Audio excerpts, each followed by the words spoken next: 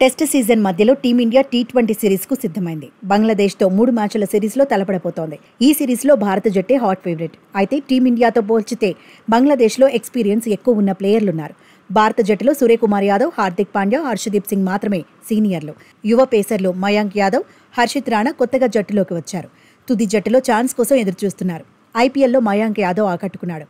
Lucknow super Giants తరపున సంచలనాలు సృష్టించాడు.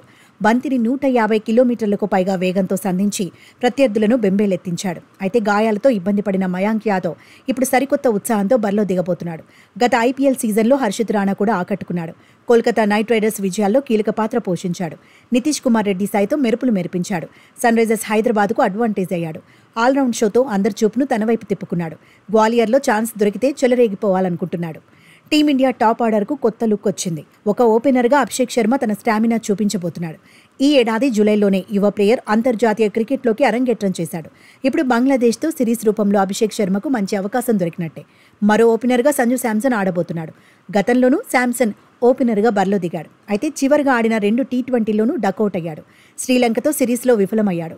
ఇప్పుడు ఓపెనర్గా వికెట్ కీపర్గా ఎలా రాణిస్తాడనేది కీలకంగా మారింది. ఐపీఎల్లో మాదిరిగా Samson రాణించాలని team management కోరుకుంటోంది.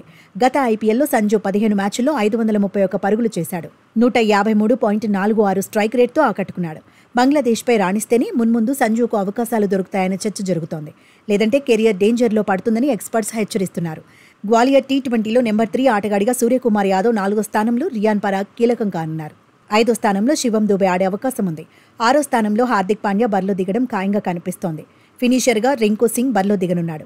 Lower middle ఆర్డర్లో రింకు మెరుపులు టీమిండియాకు చాలా అవసరం. ఫైనల్ 11లో వాషింగ్టన్ సుందర్, రవి బిష్ణోయ్ ఆడే అవకాశాలున్నాయి.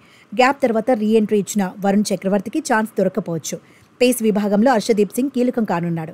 మరో పేసర్గా మయాంక్ యాదవ్ ఆడతాడా లేదంటే హర్షిత్ రాణా బరిలో దిగుతాడా అనేది ఆసక్తికరంగా మారింది. గ్వాలియర్లో బంగ్లాదేశ్ను లైట్ తీసుకునే పరిస్థితి లేదు.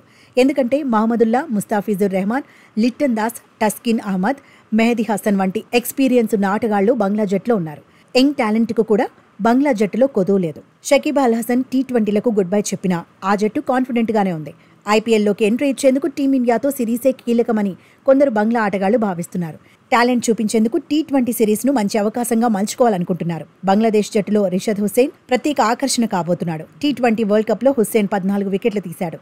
బంగ్లాదేశ్ తరపున టాప్ వికెట్ టేకర్గా నిలిచాడు. టీ20 వరల్డ్ కప్ తర్వాత ఒకే మ్యాచ్ ఆడినా ఇప్పుడు భారత్లో సత్తా చాటాలనుకుంటున్నాడు.